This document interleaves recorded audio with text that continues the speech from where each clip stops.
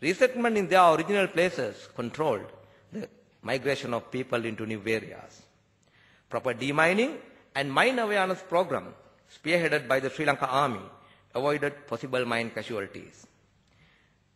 Re-establishment of local administrative services and common facilities made public administration function from day one. Use of existing administration system and the administrative structure of the security forces improved and accelerated the rate of resettlement and reconstruction activities. Utilization of civil affairs component of the Sri Lanka Army enhanced the coordinating the process of resettlement, reconstruction and reconciliation. Provision of resettlement benefit facilitated returnees to start their life almost immediately. Utilization of men, material and rations belongs to the Army, which are readily available locally, is vital for rapid execution of the resettlement process. Last but not the least, there was a reluctance by the business community to invest in the North and East at the initial stages due to lack of facilities and the infrastructure. Hence, the priority was given to social reintegration and economic reintegration at the initial stages. Thank you very much.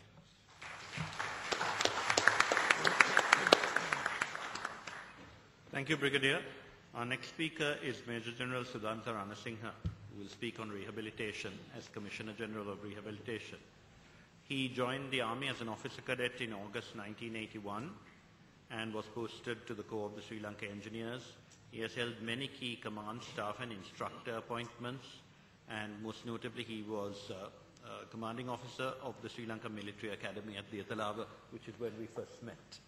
But apart from all his other work, he also served recently as Brigadier General Staff of Security Forces Headquarters Wani during the humanitarian operation, working directly with the current Army Commander, and they were responsible together with the competent authority for the initial receipt of the IDPs and the establishment of the facilities. He is now Commissioner General of Rehabilitation, and during his outstanding military career, he was decorated with 2 gallantry medals and the Deshaputra Wounded in Action Medal. He holds a master's degree and a Master of Science in War Studies from the National Defence University in Islamabad, as well as a Diploma in Personnel Management from the National Institute of Business Management of Sri Lanka. He is also a graduate of the War Course from National Defence University, Pakistan, and Staff Qualified Officer. General Ranasinghe.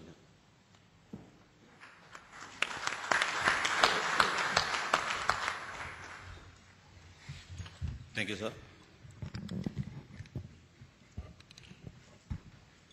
Ladies and gentlemen, the first traces of rehabilitation began when the security forces laid down their arms to quench the thirsty, feed the hungry, nurse the wounded, carry the elders, trace the relatives, and brought the child that was the cyanide capsule and carrying a gun back to their parents.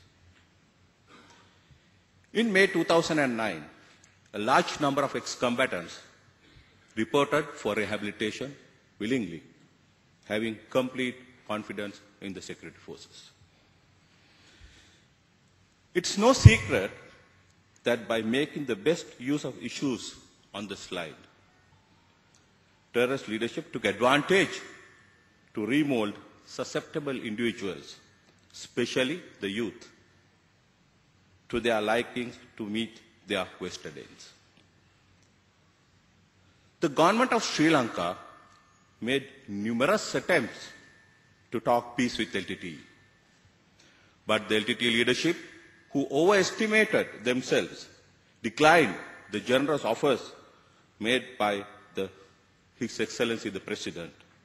Thus, the government of Sri Lanka had no option but to physically eliminate the terrorism. Though we cleared the tip of the iceberg, the remnants went to the bottom of the ocean, which became the challenge for the Bureau of the Commissioner General Rehabilitation.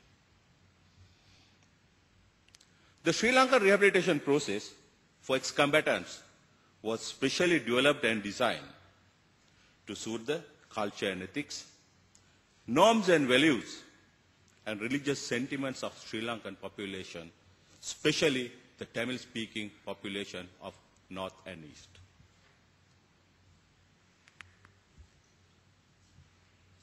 The goals of the Rehabilitation Action Plan is threefold.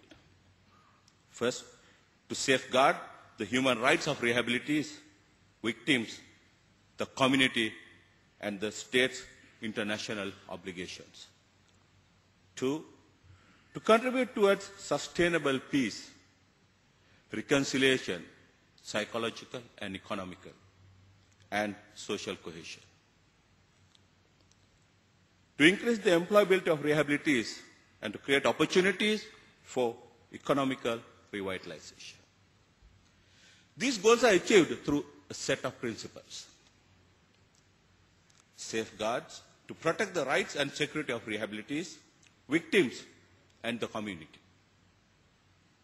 Equality of assistances, gender equity and responsiveness, confidentiality of data, and prevention of stigmatization, and finally, adopting a demand-driven approach on socio-economic rehabilitation. Out of approximately 300,000 IDPs, 11,664 ex-combatants either surrendered or were forced to surrender. Other rehabilitees who joined the rehabilitation process declared their willingness by written declarations together with surrender statements. Ladies and gentlemen, as you can see on the slide, there were 594 child combatants, 2,033 female combatants, and 9,037 male combatants.